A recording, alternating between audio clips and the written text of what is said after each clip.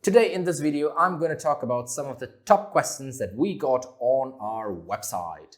Some of them are very confusing, some of them are interesting, and I'm pretty sure even you might be having these questions. So I thought, why not make a quick video so that everyone can be updated and get the knowledge. So let's start learning.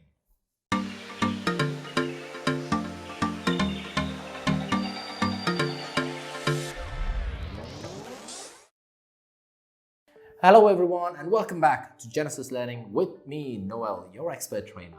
If this is the first time you're coming to our channel, thank you so very much for stopping by. And in this channel, wait a minute, what we do is, we do a lot of strategy videos to help you in different exams like your IELTS, PTE and OET. And also we do a lot of spoken English videos. So if any of these are actually something that you are looking for and you would like to improve yourself in it, then this is the right channel. Make sure that you subscribe to it and hit that bell icon there at the bottom so that you can get a notification whenever we drop a video. Okay, so the first question that I got is, what is the test format? Okay, now the test format of the PTE is basically, well, I've already told this in a previous video. If you haven't seen that, hit that card right on top and see that video. But in short, let me tell you, it's a total 3-hour exam and you will have your speaking and your writing, which will happen together. And this will be approximately around 90 minutes. The next is your reading.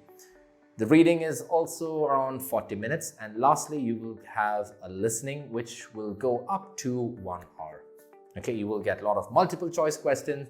Some are going to be essay questions, anything is possible.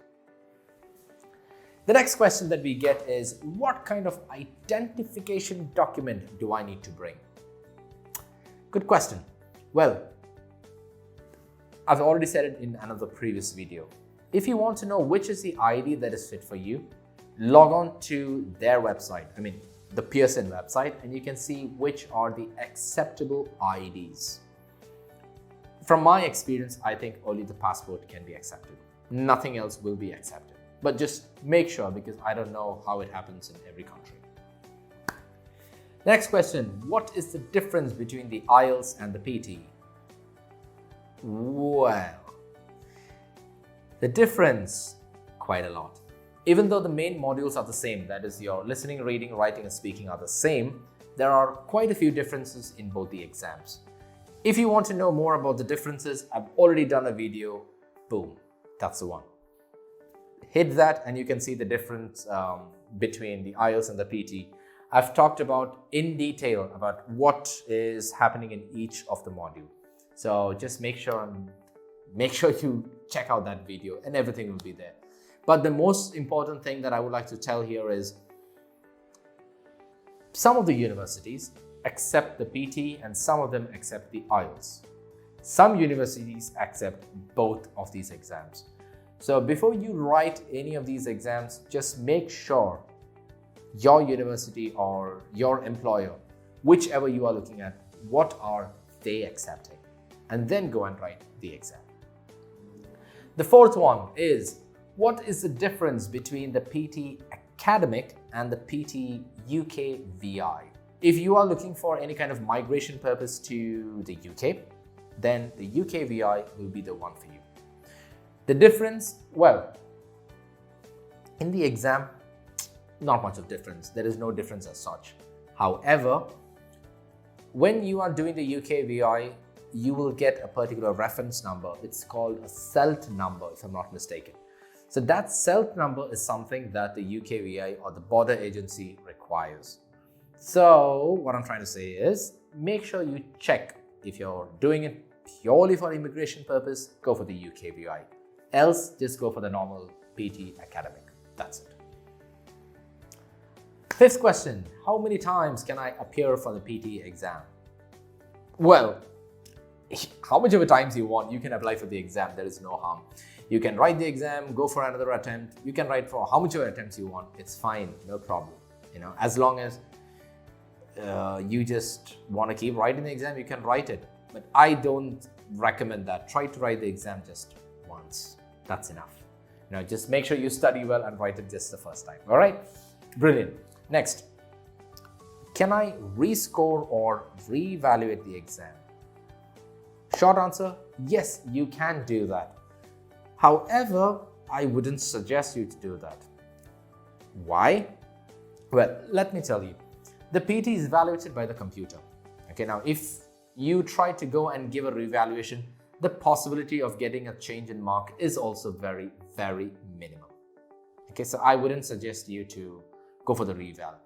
Now, you can do it, there's no problem.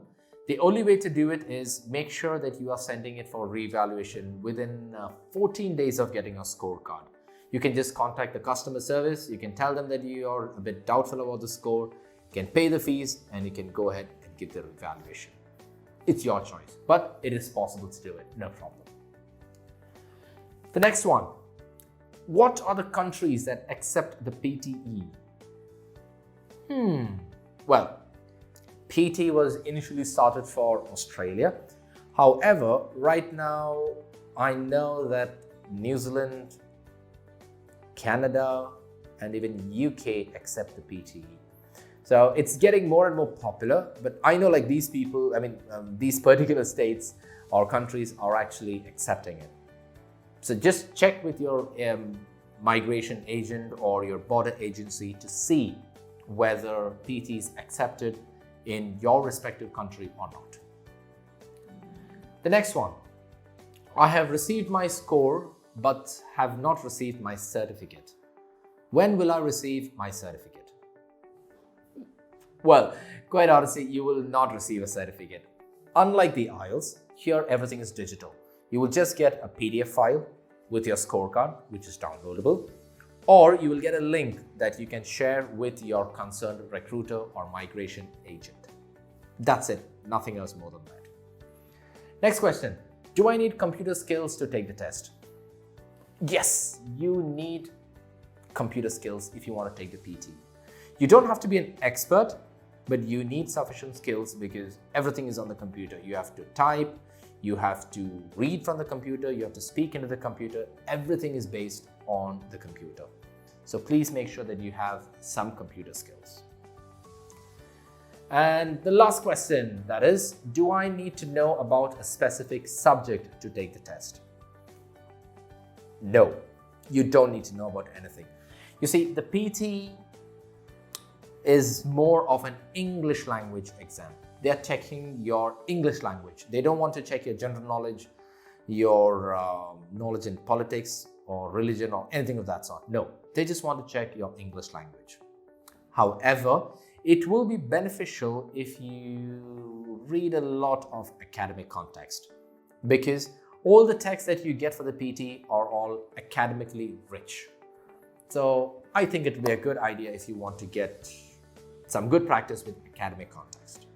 All right, so those are some of the questions that I've got. And now if you have some more questions, then all you have to do is send it in the comment section right below. Type out your question and I will answer it. Either me or one of my other team members will definitely get back to you.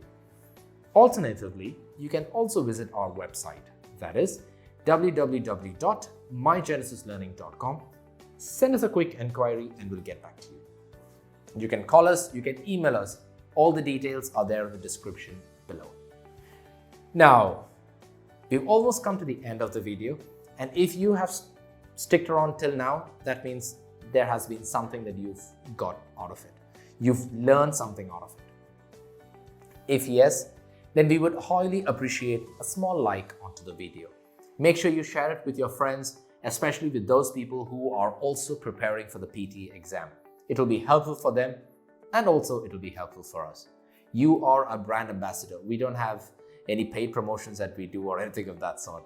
So we really look forward to your support. Make sure you subscribe to our channel because every week we put out more and more videos that are informative and that will help you in your exam. Thank you so very much once again for sticking around for so long, and till we meet again, stay home, stay safe. This is your tutor, Noel, signing out. Ciao.